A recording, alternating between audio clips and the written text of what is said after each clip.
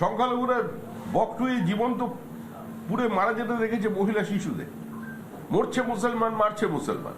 পরিস্থিতি তো এটাই। সংখ্যালঘু গ্রামগুলোতে আগুন জ্বলছে, তার জন্য দায়ী তৃণমূল কংগ্রেস। এবং প্রত্যেক ক্ষেত্রেই মৃতের পরিবার বলছে যে হত্যা অন্য কেউ করেনি, যারা করেছে তারা তৃণমূল কংগ্রেসের। তো সেই জায়গায় তৃণমূলের একটা প্ল্যান বি, যে আমরা দখলদারি করে লুটতরাজ করে যদি ভোটে জিততে না পারি, তাহলে পশ্চিমবঙ্গকে যারা পশ্চিম বাংলাদেশ বানিয়ে একটা ধর্মান্ধ মৌলবাদকে রাজ্যে নিয়ে আসছে, সীমান্তবর্তী জেলায় ডেমোগ্রাফি চেঞ্জ করে দিয়ে, তাদের থেকে জিতবে, তারপরে সরকার হবে। তৃণমূলের সঙ্গে তার সংঘাত তৈরি হয়েছে, যেদিন থেকে তিনি বাবরি মসজিদের কথা বলছেন সেদিন থেকেই পুলিশ তার পেছনে পড়ে গেছে, কারণ এফআইআর হয়েছে, ছেলেকে তুলে নিয়ে গেছিল। এই সমস্ত নাটক, দুর্বল চিত্রনাট্য, এগুলো মানুষ বোঝে। হুমায়ুন তৃণমূল, তৃণমূলই হুমায়ুন, হুমায়ুন তৃণমূলের বি টিম। এটা পোলারাইজেশনের জন্য, সংখ্যালঘু ভোট ব্যাংকে কনসলিডেট করে নিজেরই আরেকটা তৈরি করা বাক্সে ঢুকিয়ে দেওয়ার জন্য আজকে এইগুলো প্রচেষ্টা চলেছে। এ নিয়ে বিজেপির কোনো মাথা ব্যথাও নেই, আর সময় নষ্ট করতে চাই। অসিত মজুমদার আজকে টিকিটে গেলেন এবং তিনি এসআইআর এর যে হিয়ারিং পর্ব সেটা আটকালেন। গতকাল অভিষেক বন্দ্যোপাধ্যায়ের সঙ্গে বৈঠক হয়েছে, ভার্চুয়াল বৈঠক হয়েছে। তারপর অসিত মজুমদার হোক বা ভাটপাড়ার কাউন্সিলর, একাধিক জায়গা থেকে অভিযোগ আসছে এবং তারা বলছেন তাদের দলের বিএলএ টুকে যদি ওখানে অ্যালাউ না করা হয়, হিয়ারিং প্রসেস তারা হতে দেবে। একটু জুড়ে দেবো, আজ তৃণমূল কংগ্রেসের প্রতিনিধি দল নির্বাচন কমিশনে গিয়ে বলেছেন গণতান্ত্রিক অধিকার রক্ষা করতে গিয়েছিলেন এই অসিত মজুমদার। এটা সরকারি কাজে বাধা না? তৃণমূল কংগ্রেস কোনো গণতান্ত্রিক ব্যবস্থায় বিশ্বাস করে না। একমাত্র প্রথমে, আমি জানি না এখন বলছেন কিনা, সৌগত রায় এই এসআইআর কে স্বাগত জানিয়েছেন। তারপরে সংবিধানের শপথ নামে একজন প্রশাসনিক প্রধান, রাজ্যের মুখ্যমন্ত্রী, যে ভাষায় যেভাবে নির্বাচন কমিশনকে আক্রমণ করে চলেছে তা নজিরবিহীন। পশ্চিমবঙ্গের সঙ্গে আরো 11টি রাজ্যে এসআইআর প্রক্রিয়া চলছে, বিহারে এসআইআর প্রক্রিয়া চলেছে। সেখানকার মূল বিরোধী দল আরজেডি, তারা সাধ্যমতো অংশগ্রহণ করেছে। সেখানে সম্পূর্ণ স্বচ্ছ ভোটার তালিকার মধ্যে দিয়ে নির্বাচন হয়েছে। তৃণমূল সব জায়গায় প্রচারে চলে যায়, কিন্তু ওখানে যায়নি, হাওয়া বুঝতে পেরেছে। এখানেও বুঝতে পেরেছে যে সময় আসন্ন।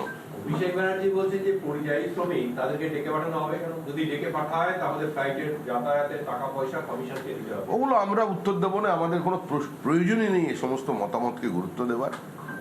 তবে গণতান্ত্রিক দেশ, গণতান্ত্রিক ব্যবস্থায় প্রত্যেকের কথা বলার অধিকার আছে, যে যার মত প্রকাশ করতে পারেন। যদি কিছু বলার থাকে সেটা নির্বাচন কমিশনকে গিয়ে বলুন, আর না হলে সুপ্রিম কোর্টে যান। কিন্তু কোন জায়গায় কি মনে হচ্ছে যে গতকালের যে বৈঠক, ভার্চুয়াল বৈঠক, এবং ভার্চুয়াল বৈঠকটা হওয়ার পর আজকে সকাল থেকে দিকে তৃণমূলের রাজনীতি দখলদারি রাজনীতি। মানে এটা অফিশিয়াল রাজ্যের পঞ্চায়েত নির্বাচন, রাজ্যের বিভিন্ন মিউনিসিপ্যালিটি কর্পোরেশনে কি হয়? বোমায় একজনের পা উড়ে গেল, একজন প্রান্তিক মানুষ। রাজ্য নির্বাচন কমিশনার বললেন যে একটা সামান্য চকলেট বাজির মতো কিছু একটা ফেটেছিল।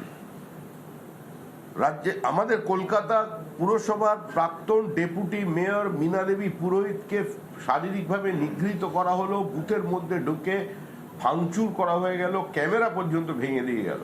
উনি বললেন ভোট পর্ব শান্তিপূর্ণ, ওখানে কোনো ঘটনাই ঘটে। সমস্ত ক্যামেরায় ময়দা লাগিয়ে আটা লাগিয়ে দেওয়া হয়েছে। সেটা তো আমরা দেখেছি। তৃণমূল কংগ্রেস এভাবেও আগামী বিধানসভা নির্বাচনটা করতে চাইছে, যেটা সেটা করতে পারবে না। শুনানি নিয়ে কি কোথাও কমিশনের প্রস্তুতিতে ঘাটতি আছে? মানে এই বয়স্ক মানুষরা তারা কেন্দ্রে আসেন, হয়রানির শিকার হচ্ছে। দেখুন, কোন জায়গায় যদি কোনো বিচ্যুতি থাকে, ভুলভ্রান্তি থাকে, মানুষের অসুবিধার কারণ হয়, তো সেটা দেখার জন্য নির্বাচন কমিশন আছে। আমরা তো নির্বাচন কমিশনকে পরিচালনা করছি না রাজ্যের তৃণমূল কংগ্রেসের মতো, যে একজন নির্বাচন কমিশন আপাত নিরপেক্ষ একটি সিদ্ধান্ত নেওয়ার পরে গভীর রাতে তার বাড়িতে মন্ত্রীরা পর্যন্ত পৌঁছে গিয়ে তাকে একটু শারীরিকভাবে অনুরাগের ছোঁয়া দিয়ে এলেন। তৃণমূল কংগ্রেস ক্ষমতায় আসবার পর থেকে যে আচরণ করেছে সেটা মানুষের কাছে স্পষ্ট। তৃণমূল কংগ্রেসের প্রতিনিধি দল আজ নির্বাচন কমিশনে গিয়ে বলছেন বিএলএ 2দের হিয়ারিং এ থাকতে দিতে হবে, সকল দলের বিএলএ 2 থাকতে দিতে হবে এবং মৌখিক নির্দেশ নয় লিখিত নির্দেশ চাইছেন তারা। সেটা নির্বাচন কমিশন বুঝবে। আমরাও এই প্রক্রিয়ায় অংশগ্রহণ করেছি, তৃণমূল কংগ্রেসও এই প্রক্রিয়ায় করবে না বলে তারপরে সেখানে অংশগ্রহণ করেছে এবং তারা অতি সক্রিয় আছেন। তো স্বাভাবিকভাবেই তারা নির্বাচন কমিশনের কাছে যাবে, নির্বাচন কমিশন তার উত্তর দেবে, কিন্তু আমাদের কিছু বলেন। মমতা বন্দ্যোপাধ্যায় বলছেন যে তিনি মেট্রোর কাজ এবং তার সেই সংক্রান্ত সমস্ত টাকা রেখে এসেছিলেন, কিন্তু 2 বছর ধরে 2 বছরের মধ্যে তিনি থাকলে করে দিতে পারতেন যদি এখন রেলমন্ত্রী থাকতেন, কিন্তু বিজেপি ইচ্ছা করে অসভ্যতা করে ঝুলিয়ে রেখেছে।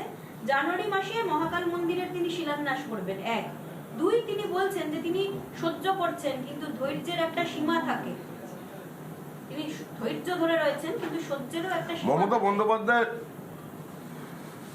পুরো আমাদের রেলের ব্যবস্থাটাকে আইসিইউতে ঢুকিয়ে দিয়েছিলেন।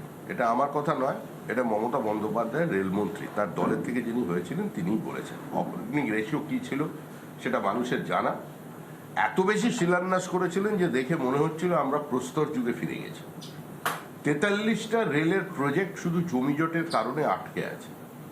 আজকে সেক্টর 5 থেকে সোজা মানুষ হাওড়া পর্যন্ত পৌঁছে যাবে, সামান্য কিছু মিটারের কাজ বাকি চিংড়িহাটার কাছে, তার জন্য আজকে সেটা সম্পূর্ণ করা যাচ্ছে না, সেটা পর্যন্ত মেটানোর কোনো ব্যবস্থা করে। মেট্রোর সমস্ত পরিকল্পনার কৃতিত্ব তিনি নিয়েছেন, যা যা এখন উদ্বোধন হচ্ছে সমস্ত পরিকল্পনা। উনি হাওড়া ব্রিজেরও পরিকল্পনাও না, উনিই তৈরি করেছেন দাঁড়িয়ে থেকে।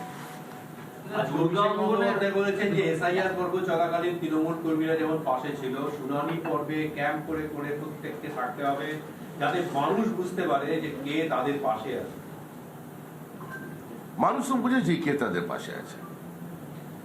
মানুষ নিজেদের জীবন যৌবন দিয়ে, শরীর দিয়ে, মন দিয়ে এই সরকারটাকে স্পর্শ করেছে গত 14 বছর যাবত। মানুষের যে পাশে তারা আছে সেটা বুঝতে পেরেছে। কিভাবে অসহায় মানুষ, মানে যারা পরীক্ষা দিয়ে চাকরি পাবে না,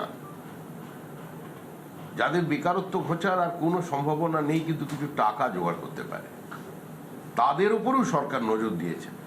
মেধাকে প্রতারিত করে তাদের কাছে 40,000 চাকরি বিক্রি করে দিয়েছে।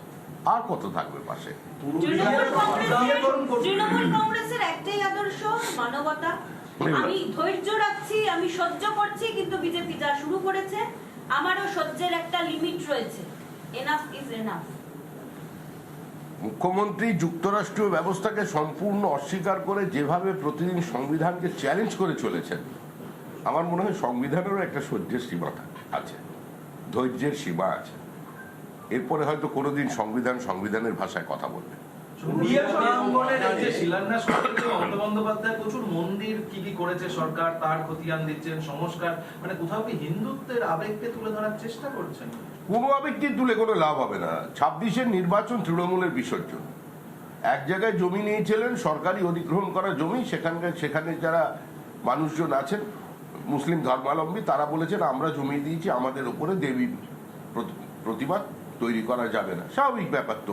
তারা পোস্টার মারছে আমাদের বিভিন্ন জায়গায় গিয়ে, সরস্বতী পুজোর দিন যে মূর্তি পুজো বন্ধ করো, হরগোবিন্দ দাস, চন্দন দাসকে কুপিয়ে খুন করলো শুধুমাত্র তারা দেবী প্রতিমা তৈরি করে এই কারণে।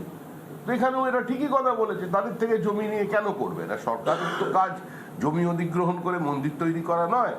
তো এবার শিল্পের জন্য যেখানে জমি নেওয়া হয়েছিল, এখন শিল্পের পরিবর্তে এখন দুর্গাপুজো হবে, ওখানে গিয়ে মানুষ ফুচকা খেতে খেতে এনজয় করবে, এটাই সরকার। বিএল সন্তোষ বলছেন ভারত বাঁচাতে বাংলা জিততেই হবে, বাংলায় রাজনৈতিক লড়াই, সভ্যতা বাঁচানোর লড়াই। শ্রমিকরা বলছে পুরুলিয়াতে এবং বাগনানে 2জন মৃত্যু হয়েছে এবং দুটোকেই বলা হচ্ছে যে এসআইআর এর কারণে তাদের মৃত্যু হয়েছে। তৃণমূল এখন বলছে যে সমালোচনা করে বলছে যে কমিশনের জন্য এই এসআইআর এর কারণে মৃত্যু হলো পশ্চিমবঙ্গে 43 জনের। তাহলে বিহারে লোক মারা গেল না কেন? আমাদের রাজ্যের মানুষ কি অপুষ্টিতে ভোগে? সাপের কামড়ে মারা গেল তো বলছে যে নির্বাচন কমিশনের জন্য মারা গেছে। প্রেমে ব্যর্থ হয়ে আত্মহত্যা করলে বলছে নির্বাচন কমিশনের জন্য মারা গেছে। এর জন্য একটা তদন্ত হওয়া উচিত, সিবিআই। কিন্তু এত ফাইল আর কি করবে, সময় করে উঠতে পারছে না যে মারা যাওয়ার প্রকৃত কারণ কি। তৃণমূলের চাপে কেউ আত্মহত্যা করেছে। অমিত শাহ আজকে আসছেন, বৈঠক হচ্ছে, বলছে আমাদের কি বলা যাবে যে কি নিয়ে আলোচনা? না, বলতে পারলে আমার ভালো লাগতো, কিন্তু আমি বলতে পারছি না। কিন্তু শাসক দলের তরফ থেকে বলা হচ্ছে যে এই ভোট আসছে, শীত পড়েছে, পরিযায়ী পাখির মতো প্রধানমন্ত্রী আসবেন, অমিত শাহ আসছেন, শীত কাটাতে আসছেন তারা। আসলে এদের দেখলেই তাদের হাড়ের মধ্যে শীত ঢুকে যায়। অমিত শাহ যখন বলেন, তো আমি দেখেছি পার্লামেন্টে উনি যখন কথা বলেন, যেরকম তীর্যক আক্রমণ করেন, আমি রাজ্যসভার কথা বলতে পারি, একজন সাংসদও দাঁড়িয়ে অমিত শাহর সামনে তো কথাও বলেন না। তারা যেসব অভিযোগগুলো পশ্চিমবঙ্গে করেন, অমিত শাহ যখন সেগুলোর সংসদে জবাব দেন, 13 জন এমপি নিয়ে কেন দাঁড়িয়ে একবারও প্রতিবাদ করেন না? কিসের ভয়? ভয় না ভক্তি, এটা ওদের জিজ্ঞেস করবে। সবিতা, মতুয়াদের এখনো পর্যন্ত মতুয়াদের এই কনফিউশন দূর হয়নি যে তারা আদৌ ভোটাধিকার পাবে কিনা যারা সিএ তে অ্যাপ্লাই করেছে। এখনো বিভ্রান্তি কাটেনি ওদের, এখনো সংশয় কাটেনি। কোনো চিন্তার কারণ নেই, সবাই মিলে ভোট দেবে, হই হই করে ভোট দেবে, হই হই করে ভোট দিয়ে তৃণমূল, যারা অ্যাপ্লাই করেছে তারা নাগরিকত্ব হই হই করে ভোট দিয়ে তৃণমূলে বার করে দেবে। যারা মতুয়া তাদের এই মাটির ওপরে যে অধিকার আছে, আমারও যে অধিকার আছে, দুটো সমান। লাস্ট কোশ্চেন, সেটা হচ্ছে উন্নাওয়ের যে দোষী অভিযুক্ত ছিলেন, তাকে দিল্লি হাইকোর্ট তার জামিন দিয়েছিল। আজকে সুপ্রিম কোর্ট তার জামিনের উপরে স্থগিতাদেশ দিয়েছে। উন্নাওয়ের ঘটনায় যে মূল অভিযুক্ত বিজেপি নেতা, কোর্টের কাজ করেছে, আইনি লড়াই চলবে। তা বলে আমি সুপ্রিম কোর্টের বিরুদ্ধে তৃণমূলের মতো কোনো শব্দ ব্যবহার করব না। আইনি প্রক্রিয়া দেখা যাবে কি হয়। নানা ধরনের কন্টেন্ট দেখার জন্য লাইক করুন, শেয়ার করুন আমাদের ফেসবুক পেজ, সাবস্ক্রাইব করুন আমাদের ইউটিউব চ্যানেল। পাশাপাশি অন্যান্য ব্রেকিং নিউজের জন্য অবশ্যই চোখ রাখুন রিপাবলিক বাংলায়।